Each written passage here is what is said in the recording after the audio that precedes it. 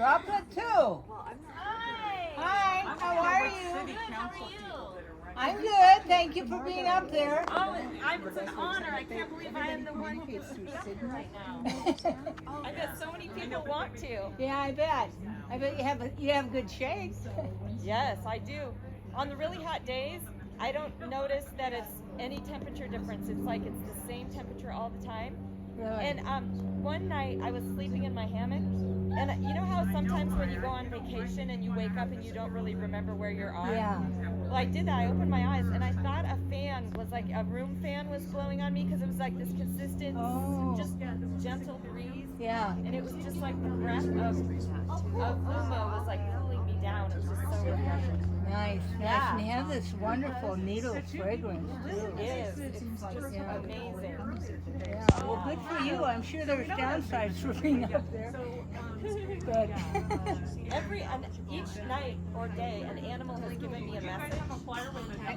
oh, really? So my first night, I opened my eyes, and a hummingbird was right eye to eye, and it was because there's a 5-gallon bucket and it's red, and so you can actually see that the bird was attracted to the red, thinking it was nectar or something like that. Oh. So it reminded me of that. Have you heard the Peruvian indigenous story about the hummingbird and the forest fire? No. So I felt like the hummingbird was like bringing forth the story, and it's about a hummingbird, and the hummingbird is in a burning forest, and so she goes to the river to get water. So droplet by droplet, she drops it on the forest fire, and all the animals laugh at her and say, "You're too small. This is ridiculous. Why are you even trying to put out this fire? You can't do it drop by drop." And she said, "All I'm doing is what I can." Yeah. And it just reminded me that, well, we're called Droplet, so Yeah, is it Droplet after that story? yeah, and it seems like no, this was not. That's what I'm saying is it's all. I was already named Droplet, and the original Droplet was already named Droplet. Oh. Well, that's great. Yeah, it It's just a beautiful felt like story. we can do what we can together, and we can we Yeah. can put out the forest fire, that quote unquote forest fire. Yeah. Yeah. Where did Luma come from? What does that name mean? Wait, what did you say? The motorcycle blast. Where does the name Luma come from? So that is a really funny story. Channel 13, Fox Channel 13, saw the invite to the original gathering. It was like a ceremonial grieving gathering because that's when they were going to say goodbye to the tree. And I don't know what it is. It's like a URL or whatever. That it was like an Evite information invitation. And at the top it said lu.ma dash whatever 56438 or however those numbers were. So the station thought that was like Luma's invitation, so they thought that the tree was named to Luma, and the neighbors were like, "Where did that come from? We didn't, we know about this tree, and why does it have this name?" And then they thought about it further, and they thought, Julia Butterfly was sitting in a tree, and her tree was called Luna, so it seemed very like reminiscent of that, where that tree was so powerful that it had this lasting story. And so it was as if you never know where the spirit will come from. And it happened to be this channel misunderstanding that was the name that was given to Luma. And I would say that's what Luma's all about, is there's so many unexpected things.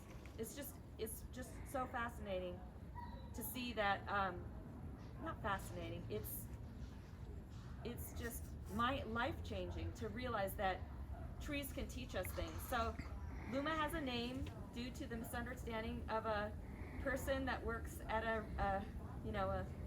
TV station. So, but it stuck, and everybody thought it was it's great that she got her name. You never know how things are named. So It seems fitting. yeah, she received her name in an unlikely way. How long do you plan to stay up there? Because I know there's like not necessarily shifts per se, but Yeah, it's almost the same way where the spirit tells you when it's time to let someone else have a turn. And that's how I think about it, is other people have to have a turn. And I also lot of people think that we're tree huggers and we don't have a job and everything like that. And why are we focusing on this? It's, you know, there's so many other issues that are to focus on. The world's falling apart and you're just sitting in a tree. Like, that seems, but it's so much more than that. And we also know that it's not just a hero that's sitting in a tree. It's a collective. It's a lot of droplets. It's a lot of different people. It's not just one person saving.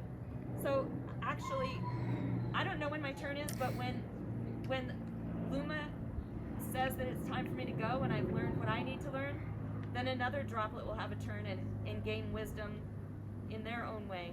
And this is also designed to be long term. I mean, this could happen. If it's a year, it's a year. If it's tomorrow, then it's tomorrow. We are also just led by the spirit of how long Luma needs us. Is that a feeling? Yeah, I mean, it's not a feeling. It's actually the way that we're supposed to live. I think the tribal people in this region already know that. Like, the wisdom of the elders and the wisdom of the first peoples. This is the Snoqualmie tribe's tree. Yeah. So the tree already knew it. The Snoqualmie, the Duwamish, all these tribes already know this, but we're so loud we don't listen. So when we take the time to step back and listen, that's when we learn. From a safety perspective, what's being done just in case? I mean, it could get windy. Yeah. I mean, if somebody gets hurt, like this action, we will let Luma down. It will all be about someone being hurt trying to do something. So we have the best climbers. We have a climbing support team. Like last night, we have professional climbers that are on site somewhere, and so I can call them and they're going to be there within a couple minutes. And so there will always be somebody that is very close by. There's always someone here. We call them ground support. So there's definitely layers. Like last night, I heard some noise and I was really concerned about it. And so I listened some more, and I could hear like banging and crashing, and our food is over there. And I was wondering why the heck this was happening. So the funny thing is, the newspaper guy came at 3:30 in the morning, and I called out and I said, "Hello?" And I said, "I need help." And then I said, "This is Droplet." And the person didn't know who Droplet was, but I was hoping they would. So they could go, okay, and they're kind of tentative, like, what the heck's happening? So he walks into the driveway partway and he goes, "I don't see you." And I said, "I'm up in the tree." Then he was even more confused. So I said, "I'm just concerned, do you see anybody, do you see like any evidence of like an animal rustling through our food?" And they said no, and then you could tell he needed to go. So he left, and I looked around and I'm like, I think the raccoons, but when they get scared, they're on their hind legs and they make themselves big. So I'm like, I think it's either a baby bear or a raccoon. And I'm not really afraid of raccoons, but I don't understand bears yet. And so they say if you make noise, they'll run away, but I just didn't trust that, and I thought it might climb up. And I have food up here that's, now it's all secured, but I had the lid open, so I thought the smell was like something where they'd want to come. And that's another thing. If I got hurt, that story wouldn't be about Luma anymore. It would be about somebody getting hurt.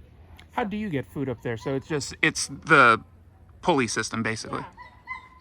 You ask such good questions. Are you with a news source? MyNorthwest.com. Oh, hi, mynorthwest.com. Hello. I figure You look kind of professional, but you kind of